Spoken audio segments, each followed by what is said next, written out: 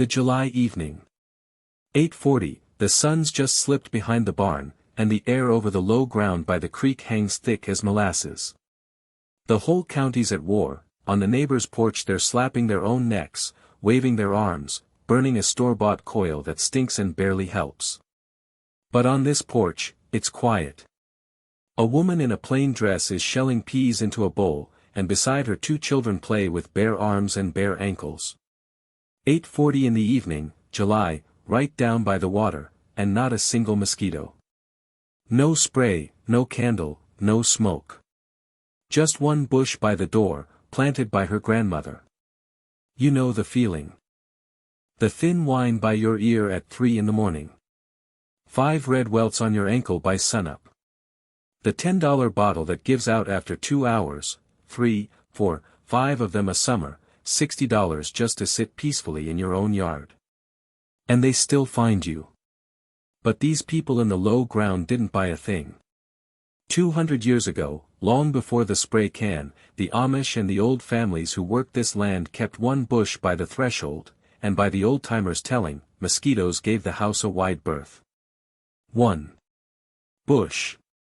They knew something you don't.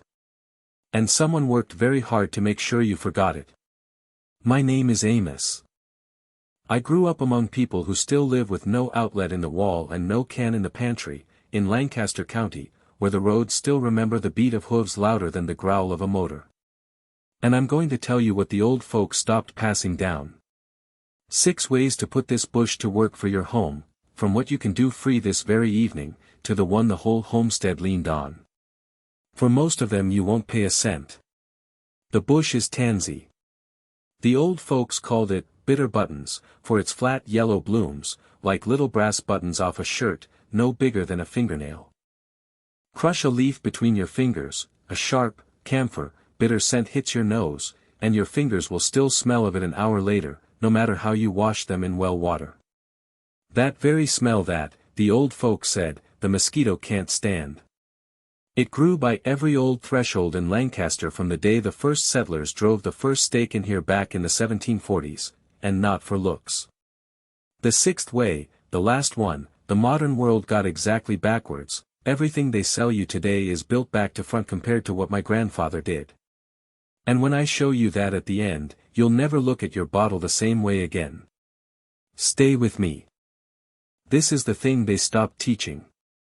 5 in the morning, the dew still silver on the grass, the air cold against a bare foot, and my grandmother Ada is already at the back door, before the stove, before the coffee, in the same gray dress that hung on the nail overnight.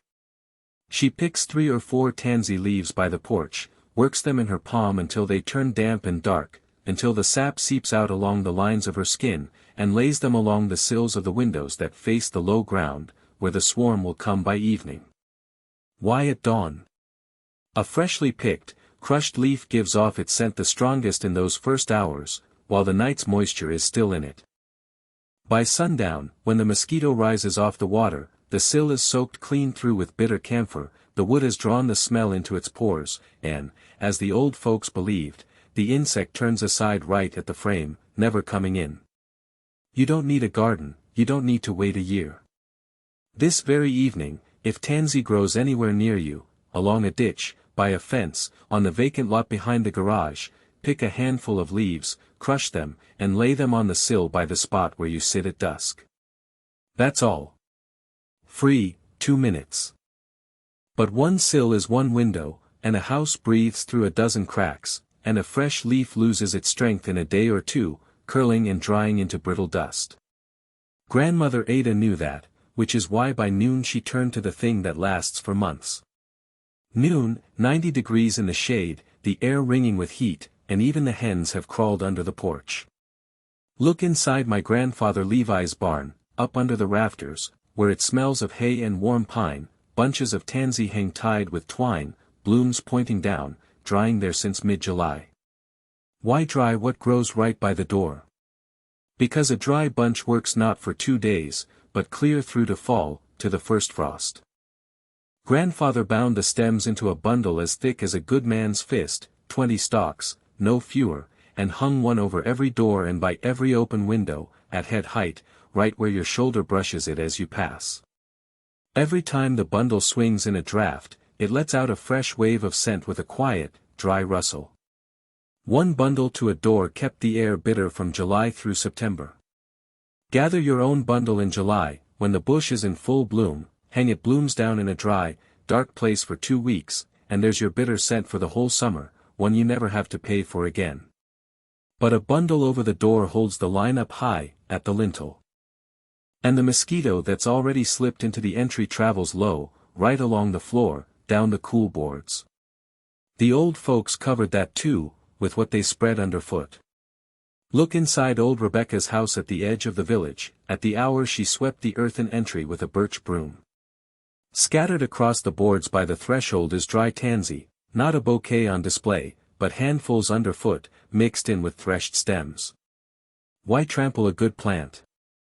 Because under a heel and a bare sole, the brittle dry leaf crumbles and lets out that same bitter camphor scent, only down at the floor, where the air stands still and where the mosquito hides in the shade under the bench. They used to spread it through the whole house that way, strewing herb. They changed it every 2 weeks, sweeping the old into the hearth and laying the fresh under the threshold and along the walls. Sprinkle a fistful of the dry crumble yourself onto the mat by the front door, or along the baseboard of the room where you sit in the evenings, and every step will wake the scent where the bundle over the door can't reach. And yet a house with strewn herb and hanging bundles is a defense from within. The mosquito is still swarming right off the porch, waiting for you to step out. The old folks didn't stop at the threshold, they carried the line 3 feet out, into a living wall. Stop me for a second and answer in one word in the comments, what grew by the door at your grandmother's house that you never thought to ask about? That bush that was always there, that everyone got used to, and no one remembers anymore why it's there. Write it. It genuinely matters to me how many of you still caught this. Because here's what's at stake, either you pay every summer for a bottle that gives out in 2 hours, or you set a bush by the door that, by the old custom, served the threshold for decades. The day leans toward evening. Let's walk over to old Moses's porch on the ridge that faces south, where by 7 o'clock the long shadows of the elms lie down. Along the whole south wall of the house runs a band of tansy, not any old way, but in a solid ribbon 3 feet off the wall, right where they sit of an evening with a pipe and a mug. Not one bush.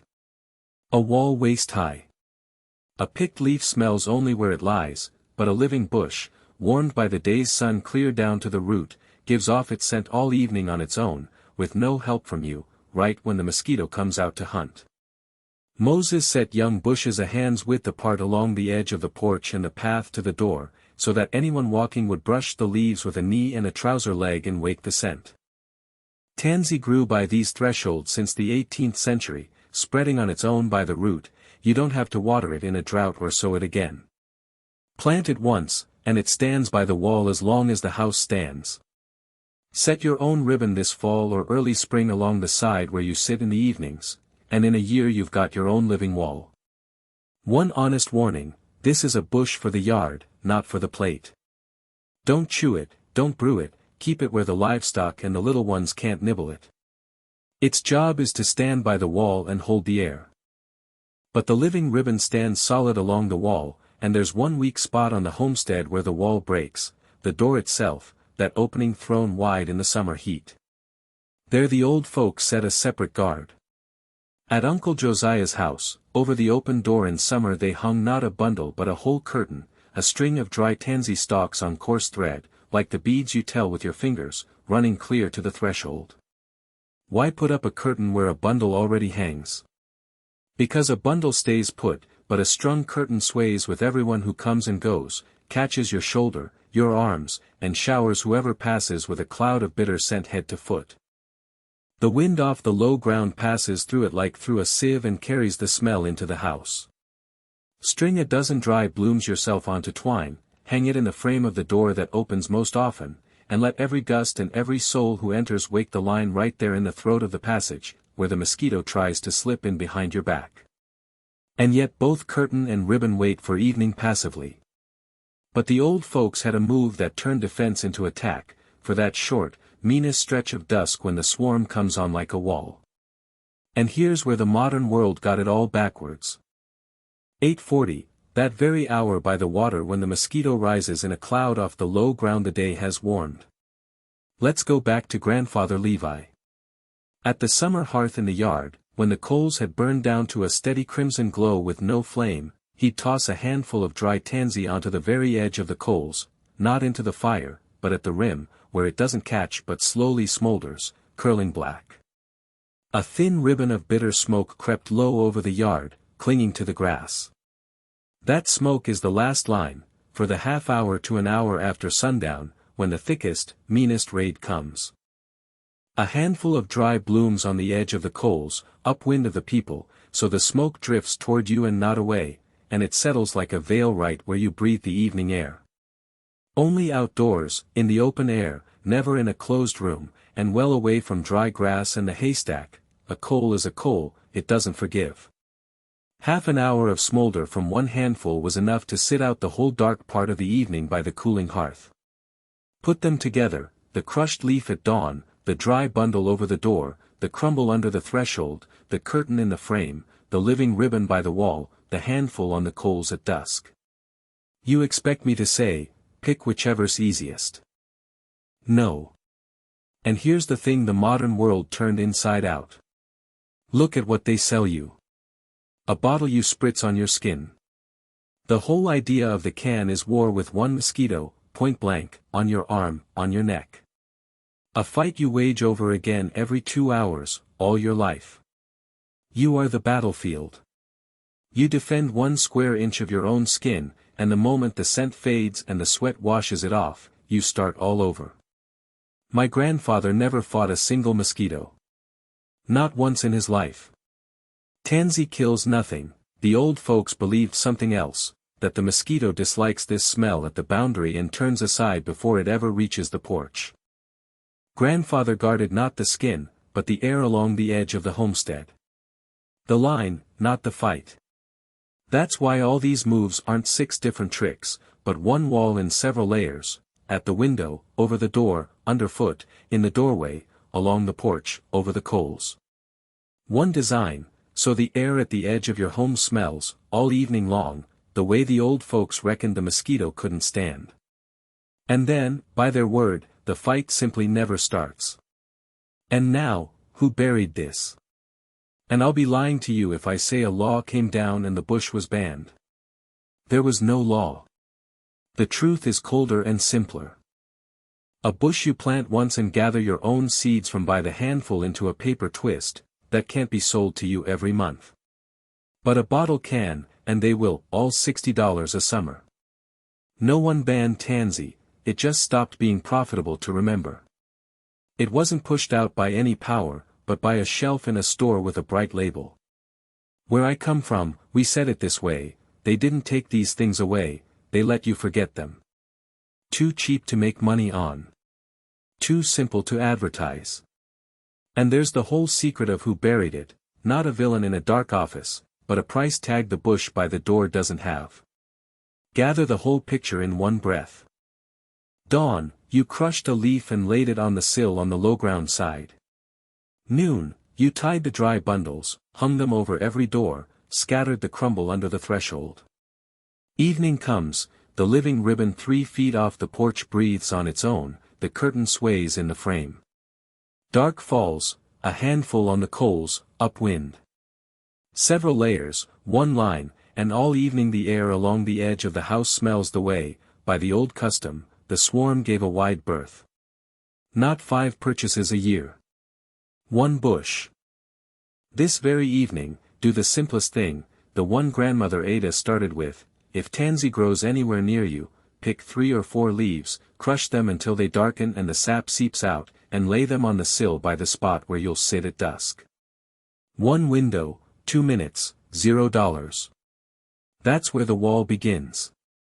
And in the comments, answer me from memory, what bush stood by the door of your childhood home, the one that was always there, and no one remembered why anymore. Name it. Maybe you've just understood why they planted it there. And since we've got to talking about what the old folks set by the threshold not for looks, next time I'll show you what they put in the cellar to keep the potatoes till spring without rotting, when there was no icebox, no single outlet on the whole farm. And why that trick, too, quietly vanished. Stay with me. I'm Amos. And now you know it too.